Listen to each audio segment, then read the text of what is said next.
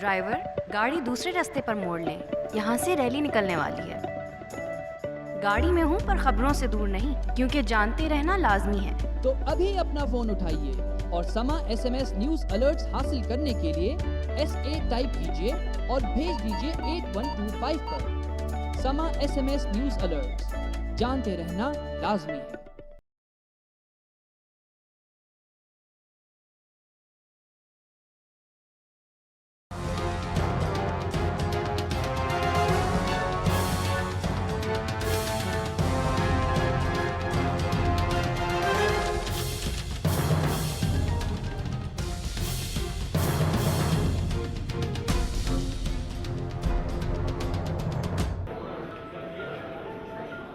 Your honour, 18 मई 2011 शाम तकरीबन 6 बजे के करीब मशहूर मॉडल सबा अपने फ्लैट में मुर्दा पाई गई। पुलिस बयान के मुताबिक उसके हाथ पांव कुर्सी से बांधकर किसी तार से उसका गला घोंट दिया।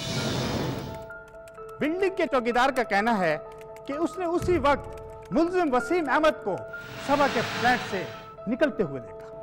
ये मुल्जिम AC मैकेनिक है और इसने कबूल किया है कि ये उस वक्त सबा के फ्लैट पर मौजूद था। इसलिए मैं अदालत से दरखास्त करता हूं कि इसे 15 दिन के जिस्मानी रिमांड पर पुलिस के हवाले किया जाए। क्या इस केस में और भी अरेस्ट हुए हैं लोग? नहीं जनाब आला, इस कत्ल में सिर्फ और सिर्फ मुल्जिम वसीम अहमद ही मुलव्विस दिखाई दे रहा है। यह अदालत मुल्जिम वसीम अहमद को 7 रोज़ा जिस्मानी रिमांड पर पुलिस के हवाले करेगी और अदालत पुलिस को यह हुक्म भी करती है कि अगली पेशी में इस केस का चालान मुकम्मल करके पेश किया जाए। केस की अगली समाअत 15 अगस्त को होगी। The court has adjourned.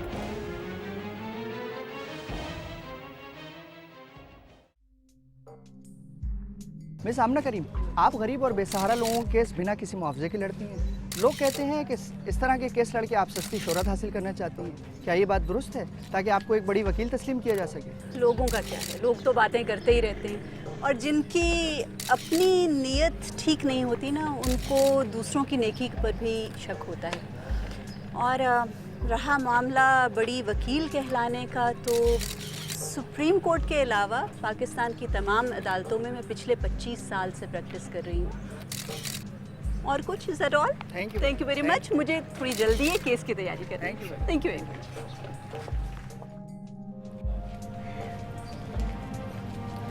Madam, मुझे आपका 1 मिनट मिल सकता है?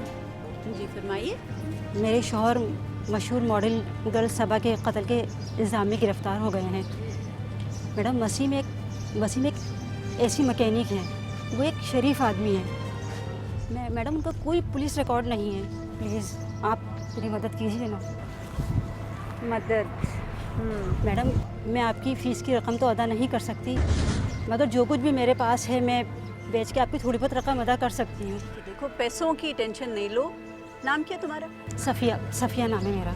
अच्छा सफ़िया, देखो ऐसा है कि तुमसे बात करूंगी, सारा मामला सुनूंगी। अगर मुझे ऐसा लगा ना कि वाकई में तुम्हारे मियाँ को फंसाया जा रहा है, तो फिर आगे बात करते हैं। फिर केस भी ले लूँगी, मदद भी कर दूँगी, टेंशन की बात। तुम ऐसे करो कि कल मेरे ऑफिस आओ, वहाँ बैठ के इत्मीनान से बात करते हैं।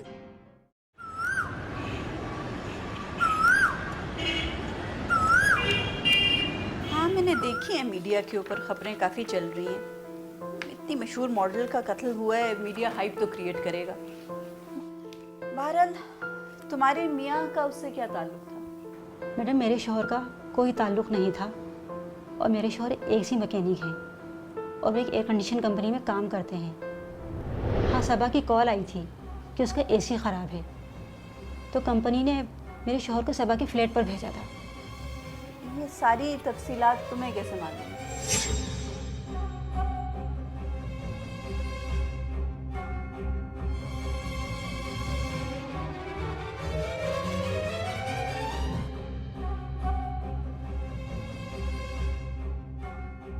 जितनी बातें तुमने मुझे बताई हैं, अगर वो सारी सच हैं, तो उससे तो यही लगता है कि वसीम को फंसाया गया है और असली कातिल फिर कोई और है।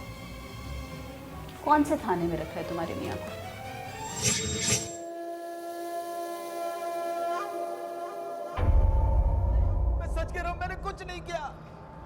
ये तो वसीम की आवाज़ है, मार देंगे वो लोग इसे। अच्छा अच्छा, परेशान नहीं हो, तुम परेशान नहीं हो, अभी बात करते ही ठीक हो जाएगा। चलो तुम मेरे साथ आओ, आ जाओ।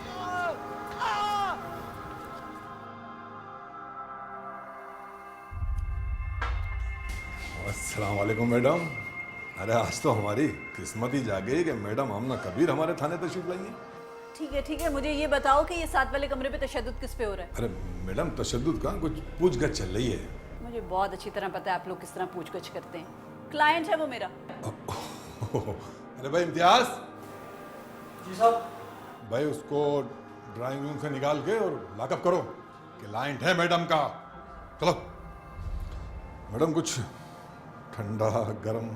नहीं, मैं बैठने के लिए नहीं आई, इतना फालतू वक्त नहीं है मेरे पास। वसीम को मिलना है मुझे। हाँ मिल लीजिएगा, आपको कौन रोक सकता है। पर मैडम एक बात बता दूं आपको मैं, ये शक्ल से शरीफ और मासूम नजर आने वाला हर शख्स जरूरी नहीं कि बेकसूर होगा। इस बात का फैसला अदालत करेगी। चलो सफिया।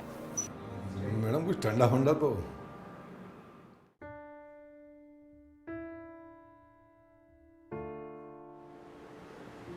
अरे तुम रोती क्यों हो? तुम रोगी तो मेरा क्या होगा? ठीक कह रहे वसीम, ठीक कह रहे, हौसला रखो ना, परेशानी की इतनी बात नहीं है, ठीक हो जाएगा सब। अच्छा तुम मुझे ये बताओ वसीम, तुम सबा के अपार्टमेंट में पहले भी गए हो कभी ये एसी ठीक करने? जी मैडम, 2 बार जा चुका हूँ। पाकिस्तान पीनल कोड, जिसे आमतौर पर पीपीसी कहा जाता है, इसका इतलाक इन तमाम जराइम पर होता है जो पाकिस्तान की हुदूद में वक़ू पजीर होते हों। इस कानून को लॉर्ड मैकाले ने 1860 में गवर्नमेंट ऑफ इंडिया की मुशावरत से बतौर इंडिया पीनल कोड तहरीर किया था। 1947 में तक़सीम हिंद के बाद पाकिस्तान ने इसी कानून को बतौर पाकिस्तान पीनल कोड अपनाया और मुख्तलिफ हुकूमतों के अदवार में इसमें कई तरामीम हुई और अब पाकिस्तान पीनल कोड इस्लामी और अंग्रेज़ी कवानीन का इम्तिजाज है।